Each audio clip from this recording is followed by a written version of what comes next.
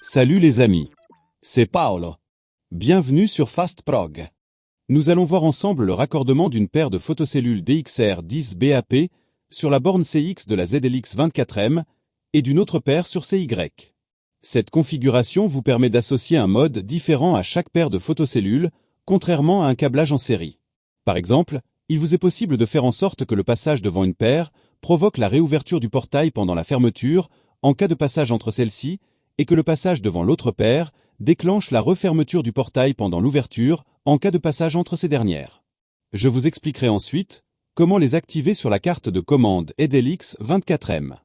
Mais si d'autres dispositifs de sécurité sont déjà branchés sur CX et CY, alors vous pourriez effectuer un branchement en série. Voici en haut à droite un lien pour le schéma de câblage en série des photocellules, si besoin. Pensez toujours à mettre hors tension votre automatisme avant toute intervention sur la carte de commande. Voici représenté en haut le bornier de la carte ZLX24M. Plus bas à gauche, la cellule réceptrice RX, et à droite, la cellule émettrice TX de la première paire de cellules, les DIP switch 1, sur off.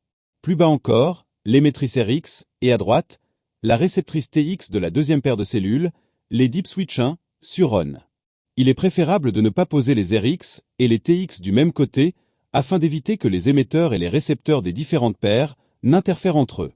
Je n'ai pas représenté les cellules de cette manière sur le schéma pour faciliter la compréhension du câblage. Vous n'êtes bien évidemment pas obligé d'effectuer ce câblage dans l'ordre présenté maintenant. La borne 2 de la ZLX24M doit être raccordée à une borne out de chaque RX. L'autre borne out d'une cellule réceptrice d'une paire ira sur CX de la ZLX24M. Et l'autre borne out de la réceptrice de la deuxième paire ira sur CY. La borne 11 de la ZLX24M aux bornes 11 de chaque photocellule. Et la borne 10 aux bornes 10 de chaque photocellule. Et voilà, le câblage est terminé.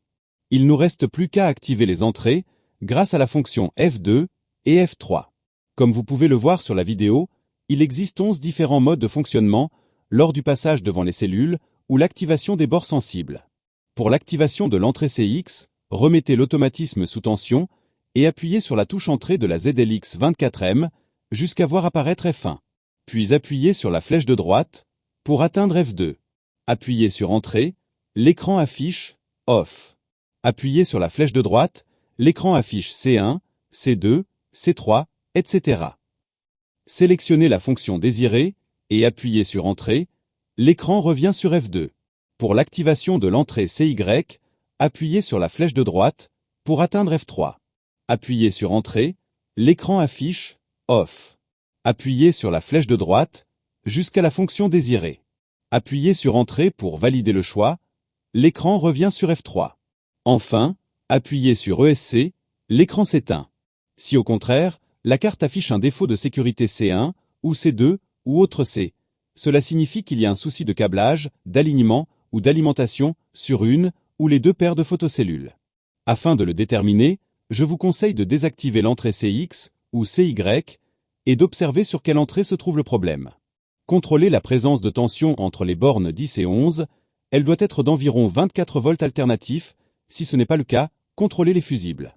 Assurez-vous que rien ni personne ne se trouve entre les photocellules, que l'alignement des photocellules entre elles soit bon, et que la pile dans les cellules TX ne soit pas défectueuse et bien positionnée.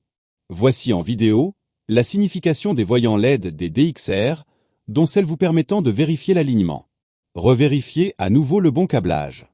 En dernier recours, si après tous ces contrôles, le défaut persiste, alors le test le plus efficace consistera à débrancher les photocellules, les décrocher des piliers, de les apporter à proximité de la ZLX24M, de les espacer de 1 mètre l'une de l'autre et de les raccorder avec des fils apparents uniquement. Cette technique vous permettra de déterminer si vos photocellules sont défaillantes ou pas, puisque vous ne pourrez plus avoir de doute sur le raccordement ou l'alignement.